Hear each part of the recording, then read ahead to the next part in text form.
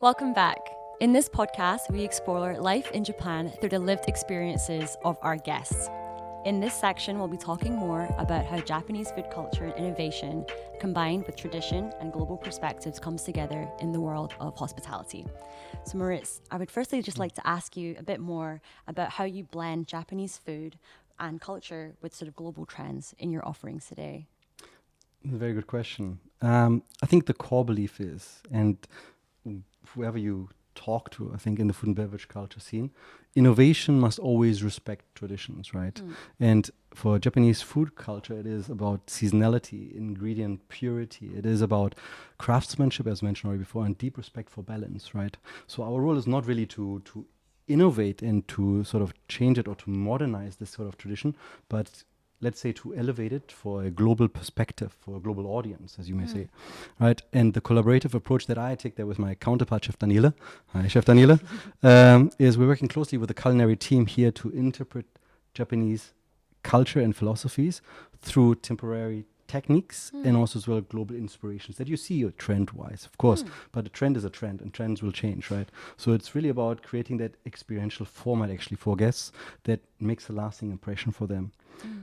Culinary expressions, I think though can vary, and I think he may also as well agree with me on this one. We have two beautiful concepts. Pizza Bar on 38, I'm not sure if you heard it, but it's very difficult to make a booking. Booked out, and kudos to Chef Daniele, obviously it's number 2 worldwidely ranked. And we have also as well Tapas Molecular Bar, right? And you see, there is where it comes, that culinary expression. We have their inspired omakase concepts, right? That focus on premium Japanese ingredients and showcasing them with modern cuisine and with modern experiences. So I think that is where it is. And talking about Mandarin Oriental Tokyo in general, right, we are positioned at the forefront of luxury dining. And with this being said, tradition is the foundation of that. And innovation is just an expression to that. Yeah, fantastic. And I think you actually just touched on it there, but I'd love to understand a bit more about how you would cater these sort of Omotenashi standards, which is obviously a very traditional Japanese expectation in the hospitality industry, with, I guess, like global luxury standards, which I'm sure international guests who come to these restaurants or your hotel expect to also be able to receive. And I guess if there's any sort of challenges that you sort of have with that at all, or any maybe particular examples? So Omotenashi, for everybody as a background, right, is Japanese hospitality, right? I think there's no other culture actually that defines or that has a term specifically for its own hospitality. And Omotenashi and also as well global luxury service standards, right? I think they both focus on anticipating guest needs and about creating genuine experiences that touch, right, the guest experiences. So I think they have a similarity. They, of course, expressing themselves differently, right? In Japanese context, Japanese guests value understatement, harmony, and also as well precision, whereas international guests just prefer the narrative, right? The expected proactivity and also as well the personalization. And what our goal is, together with the culinary team and also as well the service team, is to create that unified service language. So it is about aligning these expectations in one coherent guest experience. Okay, it's a clear service philosophy, right? We are translating global luxury pillars that I've mentioned with warmth, personality, and also as well with intuitive care into actions that really relate to the Japanese context. Okay, and it's about leading by example. And I think I'm very happy with my managers, my management team, because they're empowered really to bring this gracious yet confident style by empowering also as well their teams. And I think that's a very important part, because you create that consistency across the outlets that we have in our hotel. And whether you have a restaurant manager that looks after our all-day dining restaurant in Kishki versus our restaurant in Signature, right? The sense of Omotenashi and the luxury service provision is both there, right? And they're both expressed.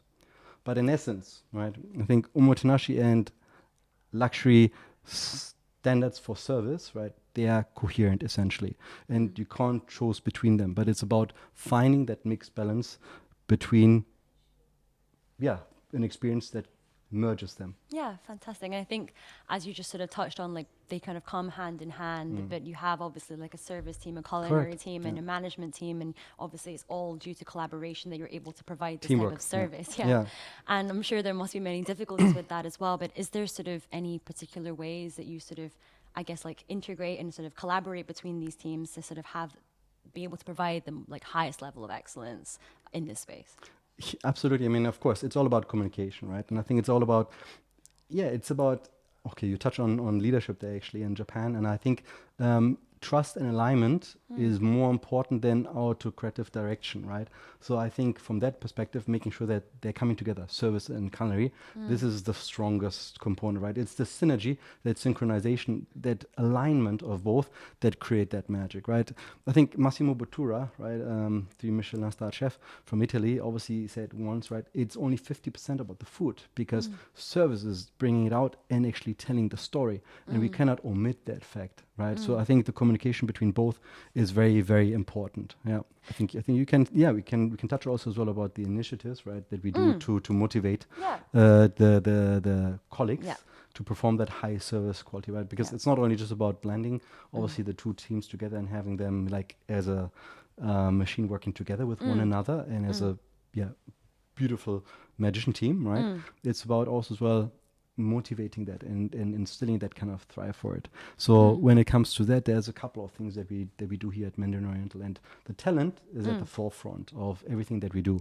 We are looking at prioritizing obviously their development because in this competitive market in Tokyo, right, you need to stand out in that kind of way to provide structured growth and also as well skill development, right, where colleagues not just see a job, but they see a future, right? Where they receive mentorship, where they receive cross exposure, where they receive leadership, right? That guides them towards achieving actually their dreams and their wishes. Very, very philosophical, right? Yeah, I'm sure. Is there any like particular examples of initiatives that you sort of see being more successful, or anything, I guess, from your experience that you feel like that you've had personal experience with that you thought that was really sort of inspiring for you, that has, I guess, led to you coming back to Japan so many times throughout your career? Okay, good. But yeah, that sort of kind of thing, you always have the fortune of either having a good leader or maybe a not so good leader, right? And I think for me, I was very fortunate in that kind of sense. And I think empowerment and ownership are actually just one of the things where you learn the most from, right? And also as well having that accountability then after all, because you see team members are encouraged to share their ideas, to join also as well innovation discussions, and also as well to take ownership in those projects. We had just recently a very interesting discussion, and I think it was the first time that the team came overall as a holistic team together from the F&B division to discuss on colleague satisfaction, right? What we can do for 2026 to drive that. And it's beautiful because only in that communication, in that discussion, you see the different perspectives, and it's an interesting aspect for this manager to learn what this manager is going through as challenges. Right. And that is one aspect. So I think empowerment and ownership is very, very much embedded in that. And then the other part is obviously the culture of recognition and also as well rewards. Here in Mandarin Oriental Tokyo, we celebrate our people. I mean, without our team performing exceptional service on a daily basis, we would not be where we are today, right? So celebrating, recognizing is obviously important, and it creates that strong culture that really also as well has visible leadership and drives retention, okay? And the outcome is by investing in people, we create an environment where colleagues feel valued and seen and are inspired to deliver extraordinary service experiences.